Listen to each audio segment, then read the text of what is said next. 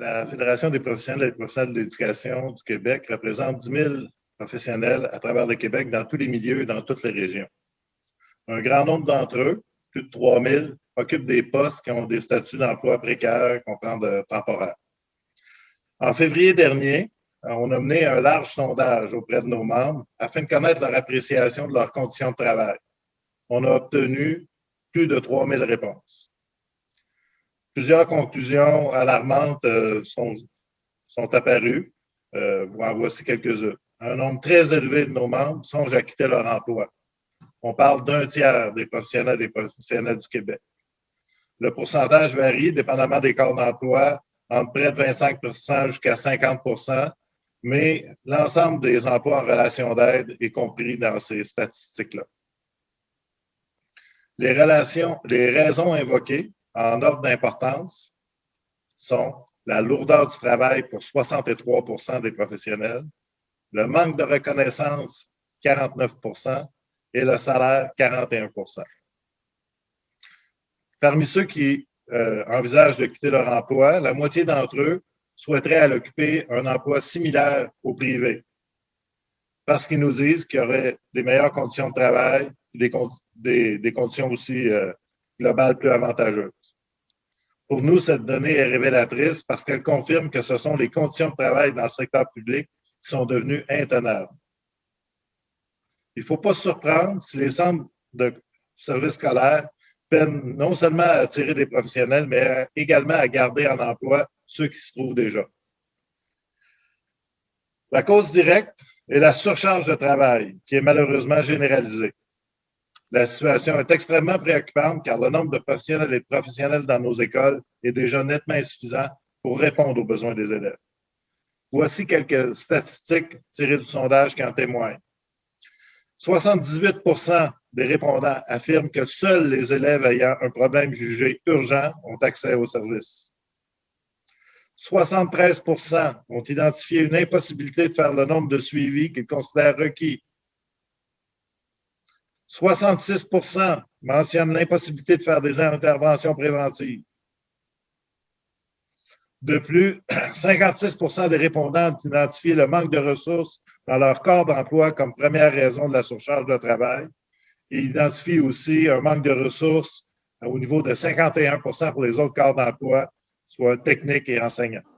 En fait, le syndicat des professionnels et professionnels de l'éducation du Bas-Saint-Laurent, nous représentons environ 170 professionnels répartis dans les centres de services de Monts-et-Marais et les centres de services scolaires des Phares. Malheureusement, la situation dans notre région n'est pas différente de ce qui se vit ailleurs au Québec, tel que l'a mentionné M. Landry. Le nombre de professionnels et professionnels de l'éducation dans les écoles du Bas-Saint-Laurent est nettement insuffisant pour répondre aux besoins des élèves. De plus, les conditions de travail inadéquates, dans lesquelles le personnel doit travailler font que 30 % d'entre eux songent à quitter leur emploi. L'enquête démontre également que parmi ceux et celles qui songent à quitter leur emploi pour une autre raison que la retraite, 42 % aimeraient occuper un emploi similaire dans le secteur public, alors qu'un nombre égal envisage plutôt occuper un emploi de type similaire dans le secteur privé.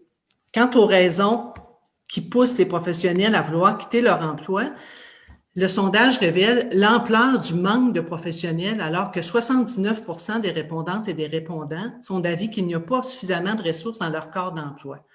Dans ce contexte difficile, 83 % disent qu'il est impossible de faire des interventions préventives ou de procéder à l'ensemble des services requis par leur profession ou par les enfants.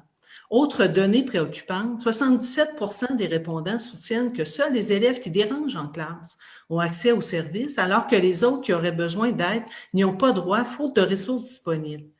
Une forte majorité des répondantes et des répondants, soit 73 %, nous ajoutent que le manque de personnel est aggravé tant par les difficultés à attirer du personnel dans notre région en contexte de rareté de professionnels qualifiés que par des décisions de ne pas remplacer les personnes absentes. En plus du manque de ressources, le personnel professionnel doit trop souvent travailler dans des locaux inadéquats, couvrir un trop grand nombre d'écoles réparties sur un vaste territoire et supporter une charge de travail trop lourde. À titre d'exemple, on ne compte que 2 psychologues pour 24 écoles primaires et secondaires situées sur l'ensemble d'un territoire. L'un des deux quittera bientôt pour la retraite et l'autre, qui sera responsable de 6 000 élèves, pourrait envisager de partir devant l'ampleur de la tâche. Du côté des orthophonistes, il y a une énorme perte de temps en déplacement alors que les besoins sont criants et que de nombreux élèves peuvent se trouver sur une liste d'attente durant plusieurs années. Souvent, devant les délais d'attente, les parents n'ont d'autre solution que se tourner vers le privé pour avoir des services pour leurs enfants. Donc, moi, je suis psychoéducatrice depuis maintenant un peu plus de 3 ans et demi au Centre de services scolaires des Ports.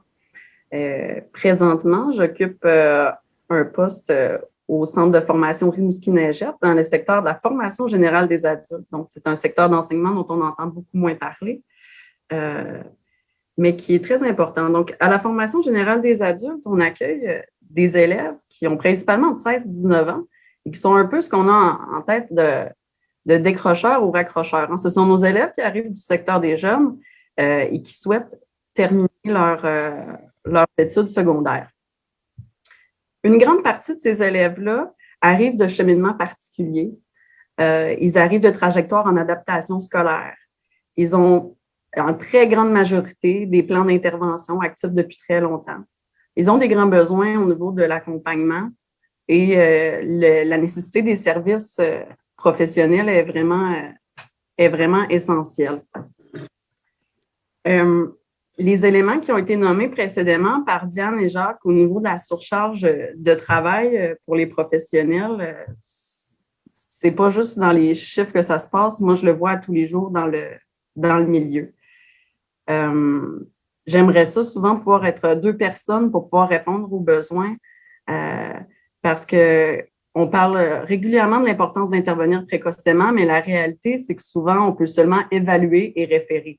De l'intervention préventive, travailler sur les habiletés sociales, des choses comme ça, c'est pas possible, on règle des urgences. On règle des urgences et moi, avec la clientèle de jeunes adultes, je vous dirais, des fois, on est dans des situations de crise, puis on est plus dans des situations qui se rapprochent de vouloir la volonté de vivre ou de mourir parce qu'on a souvent des situations de crise suicidaire et des problématiques de santé mentale importantes.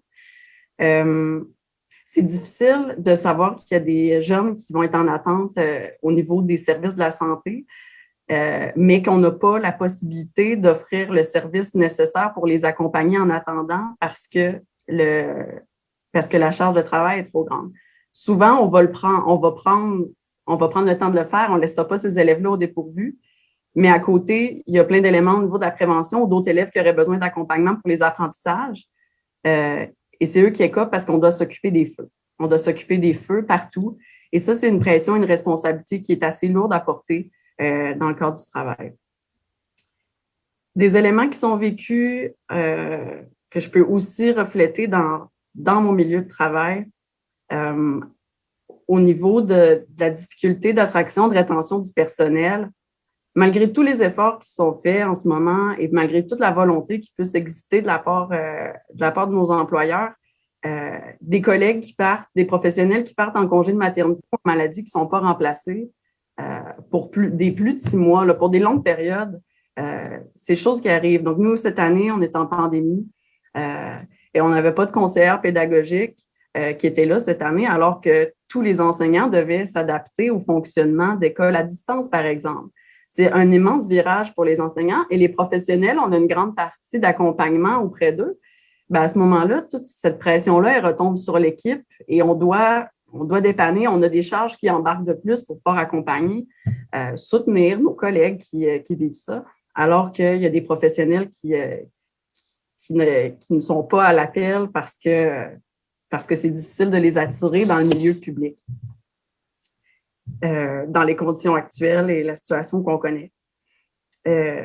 On vit aussi la situation en ce moment d'avoir la nécessité d'avoir des enseignants qui ne sont pas nécessairement formés comme enseignants, parce que sinon, il n'y en a pas d'enseignants pour pouvoir offrir à l'éducation des adultes. On a été contraints d'avoir des membres dans l'équipe qui n'ont pas nécessairement la formation enseignante ou qui sont dans des matières qu'ils ne maîtrisent pas nécessairement. Encore là, par faute que les listes sont vides. Donc, on parle d'élèves qui sont en importante difficulté, qui arrivent de des cheminements très difficiles. On a besoin de mettre toutes les variables idéales autour d'eux.